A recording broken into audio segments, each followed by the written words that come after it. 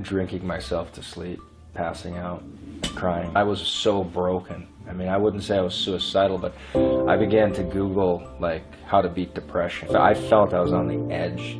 I was right on the edge of tipping over and just losing it. I could have given up. I probably should have at many points. There was no reason to believe otherwise. You know, so I could look at that and said, you know, I'm a loser, I'm a tool, I'm going to quit.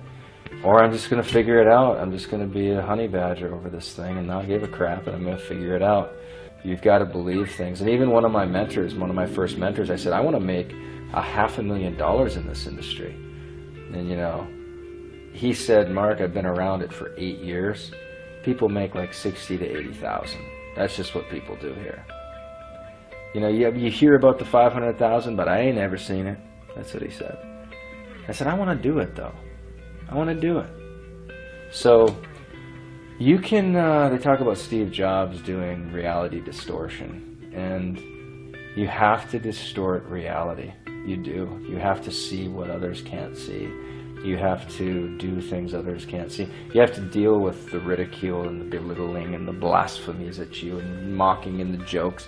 And you have to take all of that, and you have to have enough focus where that stuff is just like bugs hitting the driving. You know, as you're driving 1,000 miles an hour, there's going to be bugs and squirrels that you run over and things that are hitting the windshield. And you got to be able to take all that stuff, and you're just in galactic speed. And I would visualize with Solomon, I'd take these verses and I'd visualize that that all these promises were happening. I would visualize, there's a verse, I think it's in Malachi, where it says, you know, if you bring the tithe into my storehouse, and it assumes integrity and hard work and 6 days and all this stuff, then I'll bring in so much blessing that I'll open the windows of heaven and bring in so much blessing you won't know where to put it.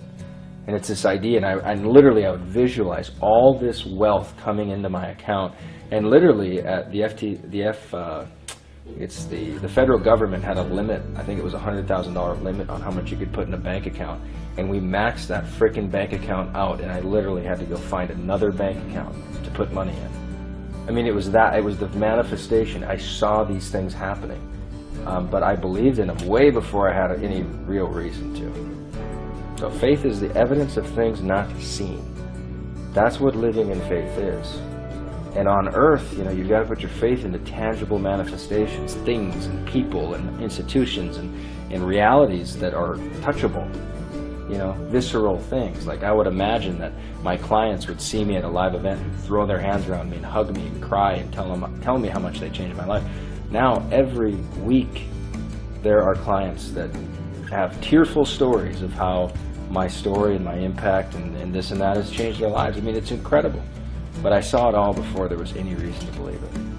Really. Really?